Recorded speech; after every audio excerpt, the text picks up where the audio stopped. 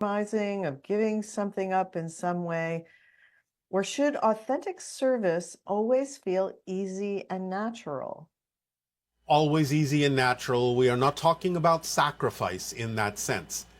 Sacrifice would be to let go of a part of the self that you might actually need to be able to perform the services for others. So it's not about sacrifice. It's not about giving up a part of yourself that is important for you to retain, to be yourself, your authentic self. When you are being of service as your authentic self, when you are helping as your authentic self, it will always be smooth and easy and giving in a loving way. It is not about the idea of feeling deprived. If you feel deprived, then you are not necessarily going about it in a way that is actually service. Okay, thank you. Is service something that we need or should surrender and give ourselves away to and do for free? Or is it all right to be paid and supported for our services? What's the role or distinction between volunteering versus the forms of service where we are working and getting paid? It is absolutely fine to be paid for the services that you provide. When we talk about the idea of volunteering, it is mostly for the purpose of getting you to step outside your normal routine, getting you to start investigating and exploring what other connections you may not ordinarily think of making with people, with situations, to be able to expand your view and your perspective of what other people are going through in situations that might be unusual for you were you to simply continue in your normal routine. So the idea of the volunteering that we are talking about is to sort of get you outside yourself, outside your normal routines, to explore something new and different, where you can be of great help, be of great service to others in a new and unusual way.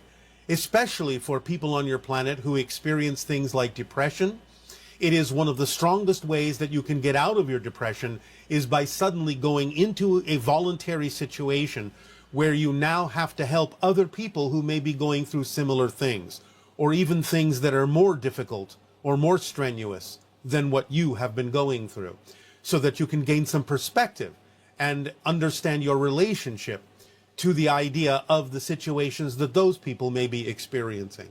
This is primarily the reason why we suggest the idea of the Interstellar Alliance Volunteer Corps. It doesn't mean that you cannot do things and be of service to people where you get compensated for it. Of course, that is the way that things work on your planet, as long as you are also willing to expand your understanding, as we have talked about in the past, of all the different ways that abundance can be defined, so that it's not just about the idea of money being paid in the typical sense, but the idea of being willing to open up and receive in any way, shape, or form that allows you to continue to follow your passion. So there's nothing wrong with that. And again, the volunteering that we're talking about is mostly to get people to change their routine, to get themselves out of themselves, to step outside their normal ideas, normal perspectives, to shake things up a little bit and give them an opportunity to walk in other people's shoes. Okay. And this person is saying that sometimes when I try to follow my excitement and be of service or share something that I'm excited to share, I find that I can get stuck in perfectionism and self-doubt. For example, if I share something about astrology with someone, I worry about if I tell them something that isn't fully clear or it's wrong in some way or confuses them or it's not the right permission slip for them. I then hesitate to share anything at all or even just sharing about a TV show, a book, or something that I like with someone. Part of me worries that it might not be good or might not be right for them, or it just distracts them from their path and it's not the best thing I could share with them. So can you address can you talk about how it might be possible to relax around some of this? Yes, well, you're taking responsibility for their responses rather than simply being responsible to them by being yourself. Of course, the sharing must always be where you sense it is appropriate to share these things, But remember that if they've been attracted into your life, then there is a reason that they're there. And this is where the idea also is that you can add caveats to anything that you share. You can always begin by saying, this is my perspective. This is my belief. This is what I've learned. It may or may not work for you, but I'm going to share this and you can decide whether or not it's appropriate for you. So as long as you lead anything you're sharing with that caveat, then you can relax because you have already prepared them to understand that while you're sharing an idea with them about anything, it's still that you're leaving it up to them to decide whether or not to apply it in their lives. But you can certainly take it on faith, so to speak, that the reason that they're in your life at all is because they're willing to hear what you have to say, willing to receive some of what it is you're willing to share, as long as you do it in an appropriate way. And again, give them the caveat that this is your perspective. You're just sharing it. In the event it may be of assistance to them, but you don't expect or insist on anything, and you can allow them to take it in whatever way, shape, or form they will, or to leave it behind. So as long as you make that clear, then you're free to share anything because they now know that you're not attempting to force it on them or insist that they must believe it. You're simply saying, hey, this is my life. This is what I've experienced. This is what I see. This is my perspective. And therefore, they are free to take it or leave it. So lighten up on yourself. Don't be so responsible for everyone's response. Just be responsible to them by being yourself. Great. And then I think this is from the same person. In an earlier transmission, you discussed the idea of learning from and using past mistakes in order to move forward positively and be of service to humanity. But does our service always have to relate to the mistakes that we've made or experienced in the past? Or can we just bring what we've learned and who we've become forward in a more general way into how we are in the world and let that then connect us to the ways of being of service? Yes, either is fine. Whatever seems appropriate. Sometimes the lessons that you have learned in a specific way may be relevant for helping others who also are going through those specific experiences.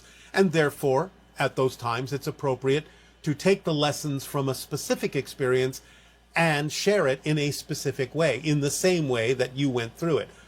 Otherwise, no, you don't have to. Whatever lessons you have learned can simply be used to share with people in ways that are of service to them without necessarily it being specific to the way that you learned the lessons. So no, it doesn't have to be the same, but allow synchronicity to bring to you the people in whatever way, shape, or form they need to experience it. They will let you know in what way they need to experience the information you have gained and the wisdom you have gained and the experience you have gained from learning the lessons you have learned. You'll be able to tell whether or not you need to couch it, shall we say, in the same way that you went through it in that particular discipline or subject, or whether you can simply take whatever you have learned and apply it in a different way according to what they bring with regard to their questions or their situation. So yes and no, it depends on the situation.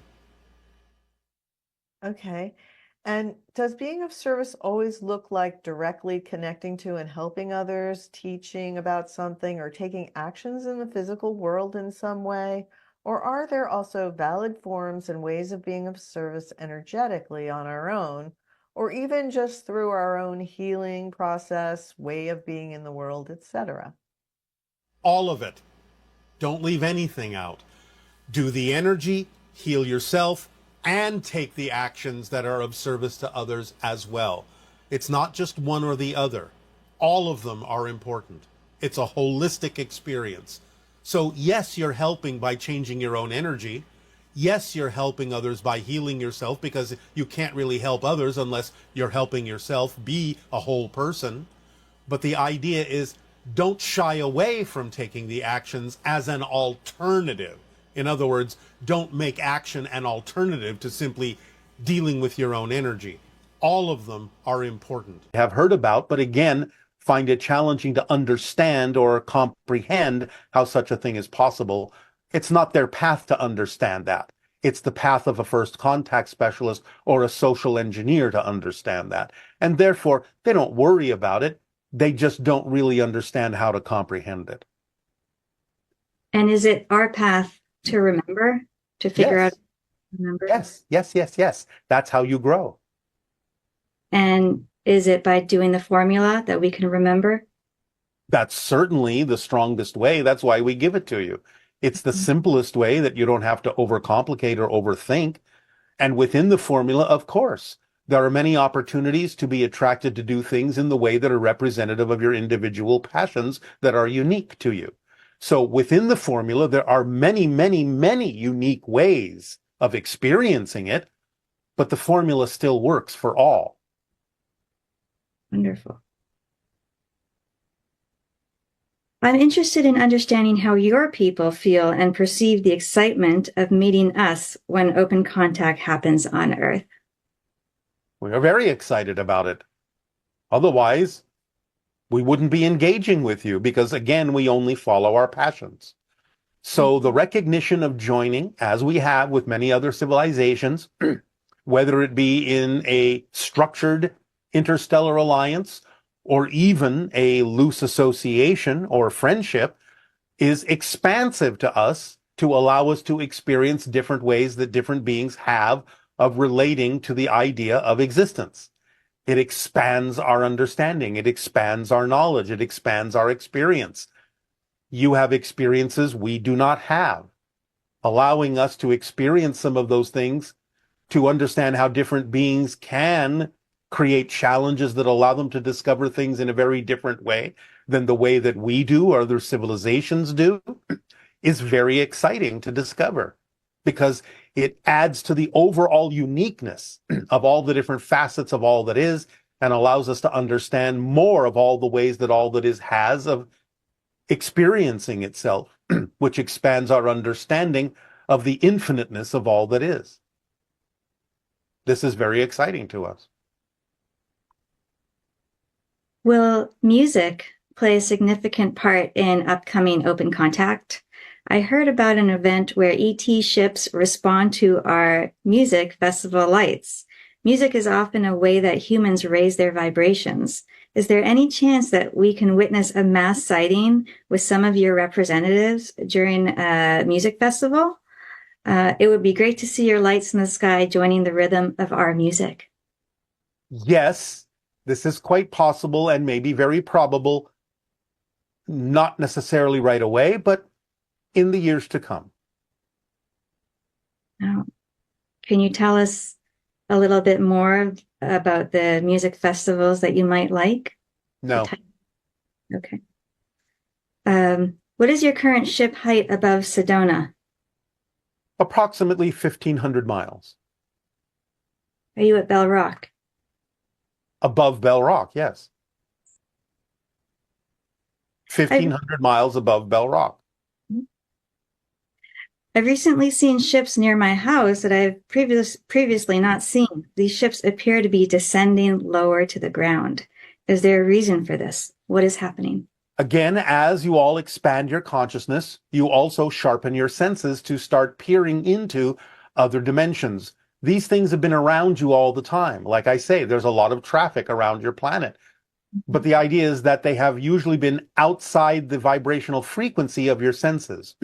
But as you expand your consciousness, you can start to see things that you couldn't see before. Which country is open contact most likely to occur first as you read the energies now? Who says there will be a first country?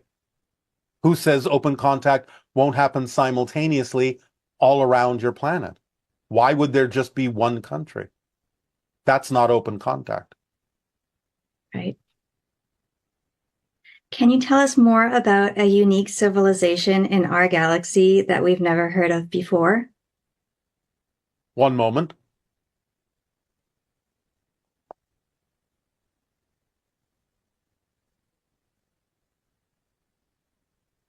One moment. We are looking for what might be most relevant. We have not told you yet about a civilization within the Interstellar Alliance